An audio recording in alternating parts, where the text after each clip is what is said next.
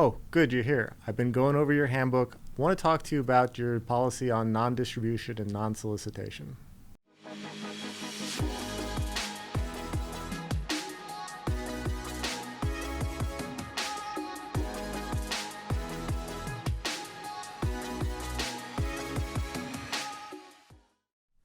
Look, I get it. You want your employees, when they're on the clock, to be working and focused on work, not on other things. And a good non-distribution, non-solicitation policy can achieve that goal. Now, the major law you want to keep in mind with respect to this policy is the National Labor Relations Act, which protects concerted activity by employees regarding the terms and conditions of their employment. To craft a valid non-solicitation, non-distribution agreement, there's 4 key terms you got to wrestle with. First, distribution, which refers to handing out of written and printed materials. Second, solicitation, which are usually oral, call to action to persuade someone to join a union or sign up for a relay, but could also include handing out of union authorization cards. Third, working time, which is any time that the employee is assigned or participating in work activities. It doesn't include meal breaks, rest breaks, time before or after shift, but includes the time that the employee doing the solicitation or receiving the solicitation.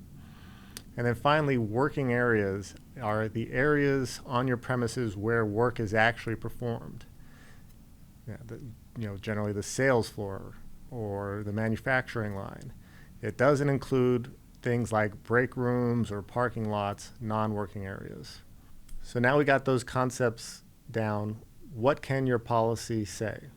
Well, for distribution, the employer may prohibit employees from distributing materials during working time as well as in working areas. By contrast, for solicitation, the employer can prohibit solicitation during working time, but can't necessarily bar employees in working areas outside of working time. Now, in the healthcare and retail sector, employers can prohibit solicitation in certain working areas, such as, for example, in patient rooms or on the sales floor. Now, with respect to non-employees, with very, very certain exceptions, you can prohibit solicitation and distribution altogether from non-employees. Last thing, 2 key points. Number 1, your policy and your practice have to both be non-discriminatory. You can't prohibit solicitation distribution of union causes, but allow other non-union causes. And number 2, make sure your terms are precise. Working time is different than business hours or something else. Make sure your policy has the proper phrases. So that's it. So take a second look at your policy, make sure it meets those requirements and accomplishes the goals that you want.